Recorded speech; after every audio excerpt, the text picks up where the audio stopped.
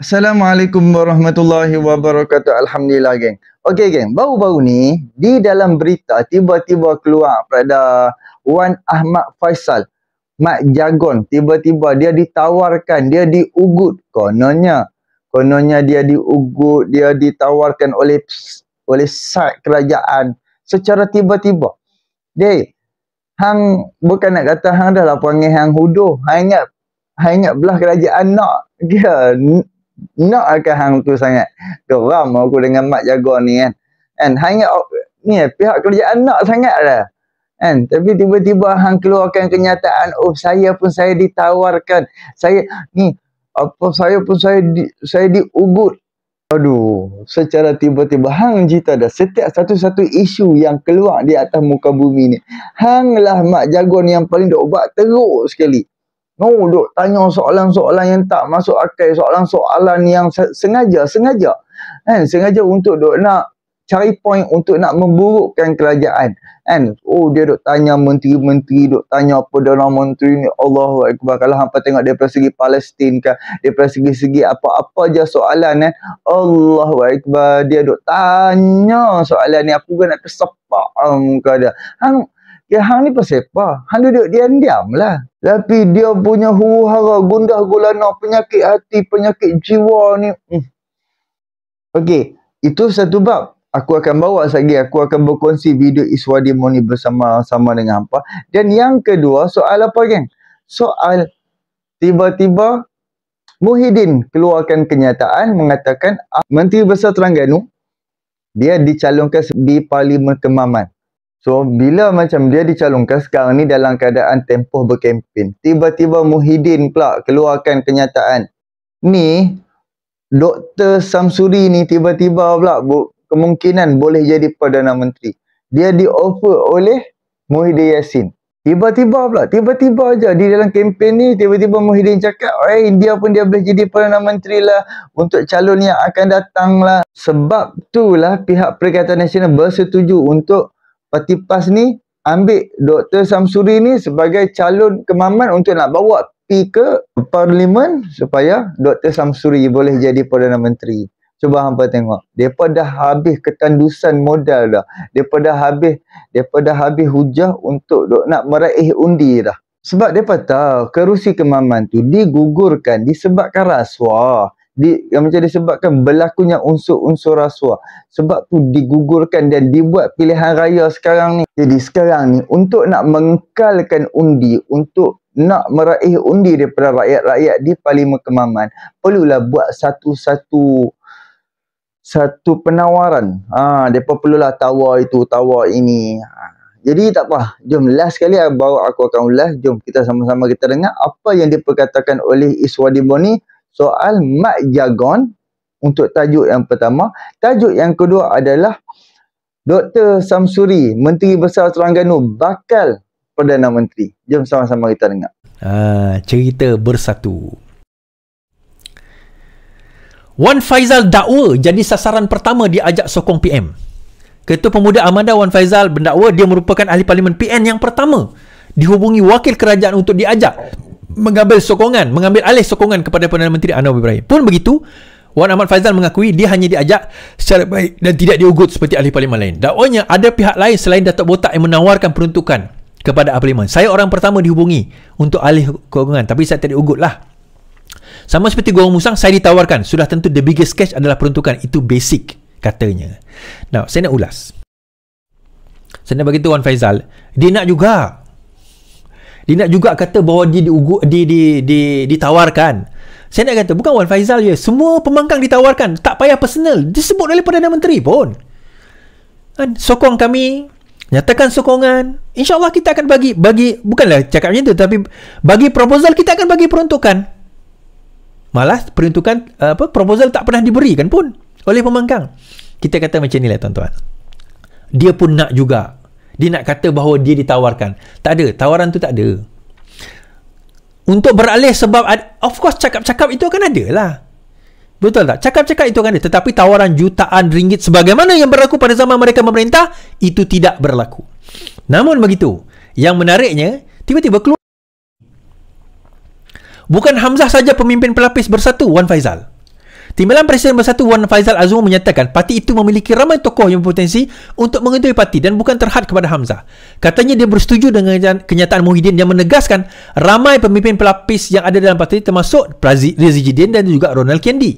Selain itu, Ahmad Faizal kata pemimpin sayap Bersatu juga mewakili kewibawaan untuk ditonjol sebagai ketua parti yang boleh mengambil alih tampuk pimpinan. Bukan saja nama-nama disebut, tapi ramai lagi. Misalnya Ronald, Razi dan pemimpin Armada Serikandi. Ini semua mampu mengambil alih tampuk pemerintahan. Now, kenapa tiba-tiba Faizal benda ni? Pemilihan parti Bersatu akan berlaku. Kita pun tahu camp sekarang ni di antara Muhyiddin Yassin dan juga Hamzah Zainuddin. Now, Muhyiddin Yassin dia katakan tidak berapa sihat, berkemungkinan akan mengundurkan diri dan memberi kepimpinan kepada orang lain. Kalaupun tidak, ini merupakan term terakhir beliau menjadi pemimpin. Hamzah Zainuddin on the other hand melihat bahawa kepimpinan Muhyiddin Yassin ini terlalu lemah.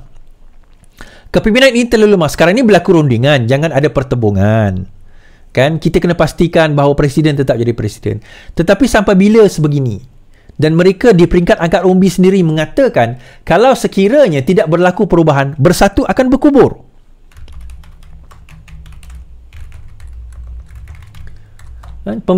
Bersatu akan berkubur. Bersatu akan berkubur. Kalau perkara ini tidak dilakukan dengan baik, tidak di manage dengan baik, tidak diaddress dengan baik dan tidak diakui dengan sebenar-benar masalah. Kita kena faham apa masalah sebenar Bersatu. Masalah sebenar Bersatu masalah struktur. Apa masalah strukturnya? Masalah strukturnya adalah Bersatu mempunyai krisis kepimpinan. Mempunyai krisis kepimpinan. Saya bawa kenyataan daripada pemilihan pimpinan Bersatu tetap perlu dibuat ikut struktur Razi. Naib Presiden Peribumi Dr. Muhammad Razi Jidin berkata proses pemilihan bagi pimpinan parti itu tetap perlu dilakukan apabila tiba masanya dengan membabitkan struktur jawatan setia ada. Menurutnya, selari dengan penjelasan Muhyiddin Yassin, sudah pasti kepimpinan parti memerlukan kesinambungan. Apa yang jelas, Bersatu kini berada di satu tempoh yang panjang. Saf-saf kepimpinan di pelbagai peringkat perlu memastikan mempunyai pelapis agar parti terus kukuh. Sampai masa kita akan adakan pemilihan dan kita lihatlah keadaan pada waktu itu. So, kita lihat bagaimana Bersatu sekarang ini berada dalam the verge of perpecahan dan ahli Bersatu merasakan, negara khusus merasakan bahawa kalau tidak berlaku struktur ataupun rombakan di dalam kepimpinan Bersatu, maka Bersatu boleh say sayonara, selamat tinggal, goodbye kepada pilihan raya yang akan datang dan juga kepada parti itu sendiri. So, struktur perubahan itu berlaku.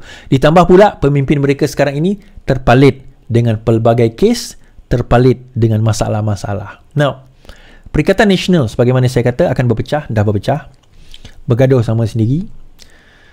Dalam hal dalaman parti mereka pun bergaduh sama sendiri. PAS sekarang ini cuba untuk nak orang kata apa, what do you call that, memastikan bahawa ahli mereka tidak berpecah terlalu teruk.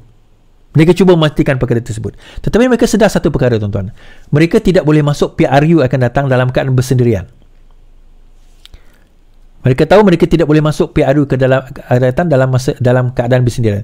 Tetapi mereka juga sedar mereka tidak boleh bersama dengan Bersatu lagi. Bersatu sekarang ini sedang dan akan menjadi liability yang akan dilepaskan. Now, dalaman PAS sekarang ini sedang merancang untuk berbincang dengan UMNO. Mereka nampak bahawa Bersatu akan gone. Dengan Bersatu gone, the only party yang boleh mereka rely on adalah sekarang ini UMNO. Tetapi isu dia, adakah mereka boleh meyakinkan pimpinan Zahid Hamidi untuk bersama dengan PAS? Itu persoalan yang sekarang ini sedang dibincangkan. Sebab mereka faham dan mereka tahu di belakang UMNO tetap ada Sabah dan Sarawak. Sabah dan Sarawak akan tetap follow UMNO. Di mana UMNO pergi, terutama Sarawak, GPS. Isu dia, adakah PAS akan berjaya meyakinkan UMNO untuk bersama dalam PRU yang akan datang? Yang itu kita kena tunggu. Ataupun UMNO akan pergi sendiri, ataupun akan bersama dengan Kerajaan Pakatan Harapan bersama dalam pilihan raya akan datang. We don't know. We will see, insyaAllah. So, itu satu siri yang lain nanti kita boleh tengok, kita boleh nilai kita boleh teliti dan kita boleh lihat. Dan insyaAllah tuan-tuan, terima kasih kerana menonton saya. Cerita menarik tuan-tuan. Muhyiddin Yassin kata tak nafi bahawa Samsuri bakal calon Perdana Menteri dari PN. Kita baca. Pengurusi PN Muhyiddin Yassin tidak menafikan pencalonan Ahmad Samsuri sebagai calon mereka dalam PRK ini adalah langkah mengetengahkan Menteri Besar Terbabit sebagai calon Perdana Menteri masa depan.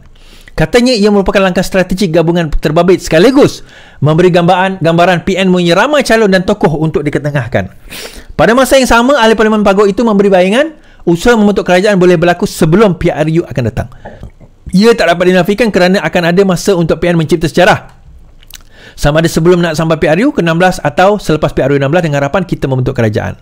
Jadi semua langkah-langkah diambil adalah seperti langkah strategik yang dapat memberi gambaran kepada rakyat ada tokoh yang bijaksana, berkemampuan, terpuji sikapnya adalah moderate dan ada kelayakan profesional katanya.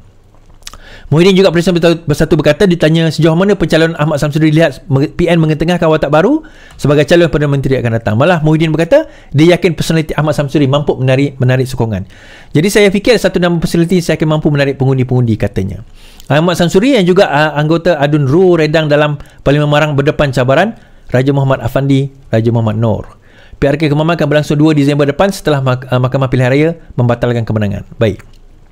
Untuk makluman tuan-tuan juga, 29 hari bulan ini, iaitu 2 hari akan datang, ada ceramah mega oleh Datuk Seri Anwar Ibrahim di Kemaman dan juga pemimpin-pemimpin yang lain di Kemaman. InsyaAllah 29 hari bulan 8 malam di kawasan Cukai kalau silap saya tak ingat kat mana lah, tapi ada jadual ya. Boleh tuan-tuan boleh datang. InsyaAllah saya mungkin datang juga bersama dengan pimpinan-pimpinan Parti Keadilan untuk memeriahkan majlis tersebut. Tetapi kita balik kepada cerita ini.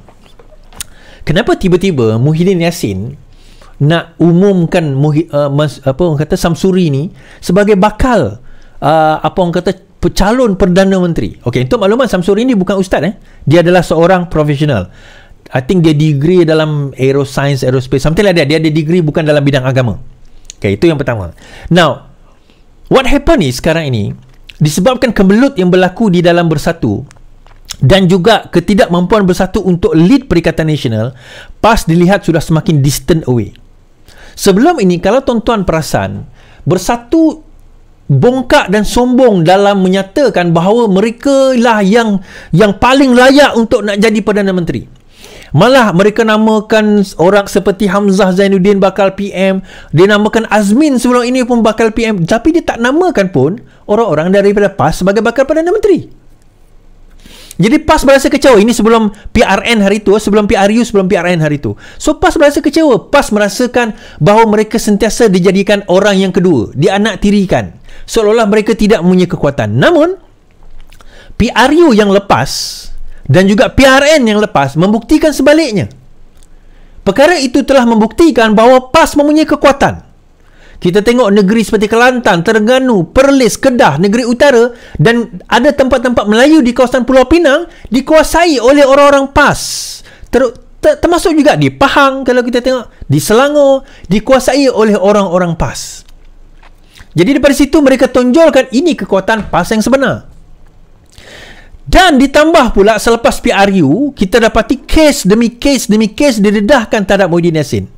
Bersatu disekat akaun duit di dalam Bersatu sahaja, kalau tersalah saya ada lebih hampir 40 juta yang dibekukan. Itu baru cerita dalam Bersatu. Kita belum cerita lagi pimpinan-pimpinan lain, wang mereka dibekukan, ada yang diburu dan sebagainya kerana terlibat dalam kes-kes rasuah. Nah, Bersatu PAS nampak disebabkan oleh keadaan itu, PAS tidak ada cara dan jalan lain melainkan selepas dalam menghadapi PRU 16, PAS sedang meneliti untuk bekerjasama dan berbincang dengan parti lain bukan Bersatu. Dan ini bukan secret tuan-tuan. Haji Hadi memang telah lama dikenali sebagai orang yang pro kepada UMNO. Tapi kenapa kali ini tak pro kepada UMNO? Dua perkara. Satu, UMNO kalah teruk. Kedua, duit. Dia tak nampak UMNO tu dah ada duit kat situ. Sekarang ni UMNO dah jadi kerajaan. Now, UMNO tak akan nak kerjasama. Ya, UMNO Zahid tak akan kerjasama. Tetapi ini cerita yang dibawa oleh Raja Petra. Zahid berkemungkinan, kata Raja Petra, bukan kata saya, ada 6 bulan je untuk hidup. disebabkan oleh kanser yang beliau hadapi. Ni cerita bukan saya cakap, ni saya ceritakan, relatekan. Now, pemimpin-pemimpin PAS percaya kepada cerita ini. Mereka percaya bahawa kalau Zahid meninggal dunia atau sakit teruk dan tak mampu untuk memimpin UMNO akan berpecah. Nah, perpecahan UMNO ini akan menyebabkan dua kem yang besar. Satu kem yang pro kepada Zahid, satu kem yang pro kepada Perikatan Nasional. Yang sebelum ini dikatakan mereka nak lompat dan sebagainya. Mereka akan bertembung sekali lagi bagi memastikan antara lain Hishamuddin diangkat, digugurkan dia punya penggantungan, maksudnya di reinstate balik, dan juga pemimpin-pemimpin lain dibawa masuk balik, termasuk KJ dibawa masuk balik ke dalam UMNO. Kalau tim ini menang, siapa tim ini kita tengok kemudian nanti. Now, another team selepas Zahid Hamidi, soalan kita siapa? Selepas Zahid Hamidi, siapa? Tok Mat? Ahmad Maslan? Tuan-tuan boleh bayangkan So, are they capable untuk nak bawa UMNO sekarang ini yang mahu? Ada sebilangan mereka yang mahu, yang nak bahawa Zahid diketepikan dan juga kerajaan gabungan Madani ini diketepikan. Sebab itu kalau kita baca tadi, confidentnya Muhyiddin Yassin menyatakan bahawa tak, kerajaan ini akan tumbang. Sebab itu confidentnya Hadi mengatakan kerajaan ini akan tumbang disebabkan oleh kesihatan Datuk Seri Zahid Hamidi. Ini dalam minda mereka. Jadi sebab itu katakanlah ini cerita, katakanlah berlaku. Lidah saya ni selalu masin mulut tapi katakanlah berlaku, PN took over, UMNO ni pecah dua, kemudian berjaya dikuasai oleh golongan yang anti DAP, anti PH, pro Perikatan Nasional. Mereka bersama dengan Perikatan Nasional membentuk kerajaan. Tuan-tuan ingat, dia nak bentuk kerajaan dengan Bersatu ke? Dia nak membentuk kerajaan dengan PAS? Of course dia nak bentuk kerajaan dengan PAS. So pada masa itu Bersatu akan ketinggalan. So Muhyiddin Yassin, kalau kita faham, dia bijak tuan-tuan. Dia tahu dalam tim dia sendiri tak ada kekuatan. So dia sebutlah nama Dr. Samsuri, bakal Perdana Menteri pada masa akan datang. And then dia sebut dalam ucapan yang sama, kita akan ada peluang untuk take over lagi. So itu memberi satu lifeline kepada Bersatu di dalam Perikatan Nasional. Di dalam Perikatan Nasional, lifeline mengatakan, tak apa, kalau kita menang lepas ni, kami pun akan bersama kamu, don't worry. Itu lifeline dia.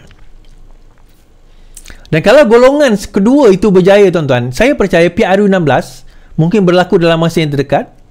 Berkemungkinan juga kita akan nampak pertemuan di antara Pakatan Harapan sekali lagi, tetapi kali ini gabungan juga di antara UMNO pro belah sana dan juga PAS pada waktu itu, dan Bersatulah. So GPS is, GRS is. Saya orang Sarawak tuan-tuan. Saya kata di mana UMNO pergi, di situ GPS akan pergi. Percayalah kata saya. Di mana UMNO pergi, di situ GPS akan pergi.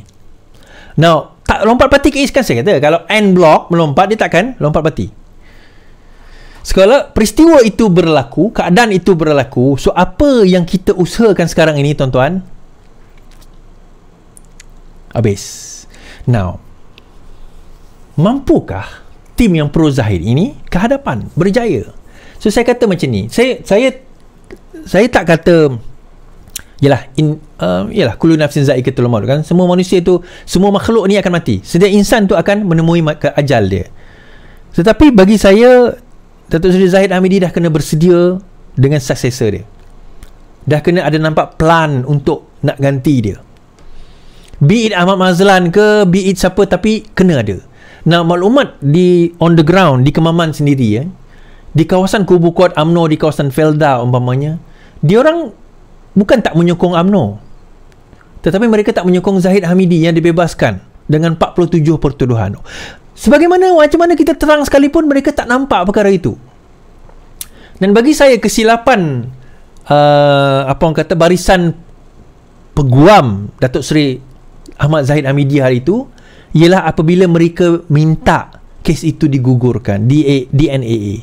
Bagi saya, kalau saya peguam dia, saya kata teruskan je. Kerana Kerana biar mahkamah yang menentukan bersalah tak bersalah. Once mahkamah dah menentukan tidak bersalah, nobody can say anything, tuan-tuan. Nobody can say anything. Tetapi bila peguam negara tak nak teruskan disebabkan representasi itu diterima, dia backfire. Dia bagi peguam negara tak ada isu, sebab dia presentasi itu betul. Tetapi backfire dia kepada politik. Kepada politik Datuk Seri Zahid Hamidi, kepada kerajaan Madani, dikatakan campur tangan. Padahal tak ada campur tangan. Memang tapi kita nak terang memang itu data itu, fakta itu, orang bukan faham. Orang bukan tahu pun. Yang dia tahu, dibebaskan. Dia tak tahu zaman Perikatan Nasional pun dibebaskan juga. Zaman Perikatan Nasional Pemerintah 40 kes Zahid Hamidi VLN, visa luar negara pun dibebaskan juga. Tapi mereka tak bercakap tentang isu ini. Tiba-tiba bab ni mereka bercakap. Sebab itu saya kata persepsi itu dimainkan dan persepsi itu berjaya. Kalau saya jadi apa orang kata Datuk Seri Zahid Hamidi, saya kata saya tak nak representasi itu. Saya kata teruskan je lah. Teruskan je lah kes. Biar kita bertanding dan biar kita dibati tidak bersalah di mahkamah. Kan? Biar kita dibati tidak bersalah di mahkamah. Sama juga macam kes kalimah Allah dulu. Bagi saya teruskan je. Biar mahkamah tentukan. Buat apa kita nak drop the case? Buat apa kita nak drop the case? Okey kan, Alhamdulillah kan, kita dah bersama dengan Iswadi. Aku harap apa kita semua faham lah kan. Kita boleh tengok apabila mereka dah habis, mereka dah tak ada dah apa dia lagi mereka nak jual kan. Macam Mak Jago ni pun ham piming diam-diam lah kan, ham duduk diam-diam lah. Aku nak fokus kepada Dr. Samsuri ni. Sebab apa? Tiba-tiba pula untuk Parlimen Kemaman, mereka terpaksa nak ambil Dr. Samsuri ni. Sebab apa? Macam hampa nampak tak kan, rundingan mereka tu agak syulik. Ramai sangat. Katanya kawan tu, katanya kawan ni, katanya kawan tu. Tapi secara tiba-tiba Menteri Besar Terengganu dicalonkan untuk Parlimen. Macam ni lah, dia nak seperti Amiruddin Syari. Sekarang ni Amiruddin Syari Menteri Besar Selangor, dan yang kedua Ahli Parlimen Gombak. Sekarang ni mereka nak tiru seperti yang Amiruddin Syari. Jadi disebabkan dekat Parlimen Kemaman tu agak tergugat tau. Mereka agak tergugat disebabkan mereka pun kursi mereka digugurkan disebabkan rasuah lah apa semua. Jadi mereka terpaksa ambil orang yang berpengaruh. Orang yang kononnya ada pengaruh, kononnya ada ramai orang kenal dia. Menteri besar ni doktor, menteri besar ni.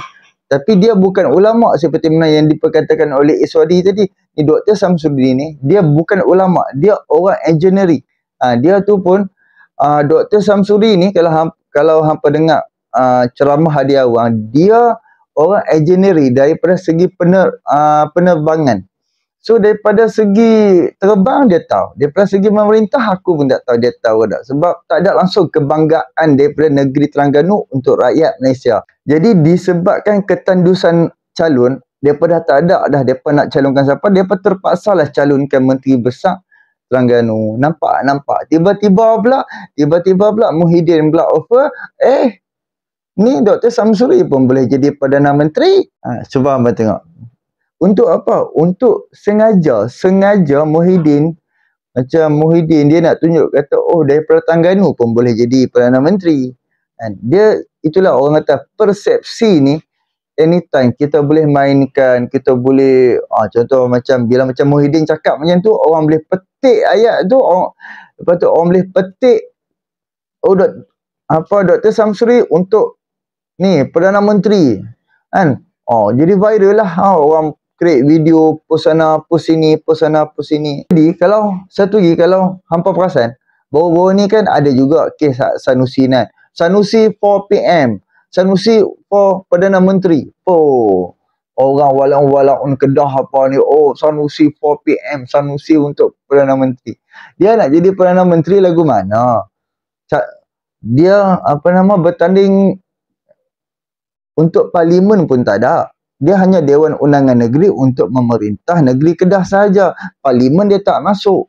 Macam mana dia nak jadi Perdana Menteri? Tak apa, kita akan hantar dia bertanding untuk calon Parlimen. Ya, sampai tak tahu lah. Macam tak masuk akal puak-puak ni kan. Tapi tak apalah. Andai kata berlaku pilihan raya kecil kod belah Kedah kan, untuk Parlimen punya. of course punya lah, memang depa hantar Sanusi punya untuk apa? Untuk nak kekalkan kursi tu, untuk nak raih undi tu. Jadi depa akan buatlah tawaran itu, tawaran ini. Oh, dia ni daripada kita akan angkat dia jadi itu, jadi ni. Tu semua kita dah masak lah permainan depa. Jangan mudahlah termakan dan terpedaya oleh puak-puak ni. Jadi inilah sedikit perkongsianku. Aku harap apa semua faham penyelesaian isu demo ni. Kita jumpa untuk video yang akan datang. Tolong subscribe, like, komen dan share. Entahkan manfaat untuk hang. Assalamualaikum.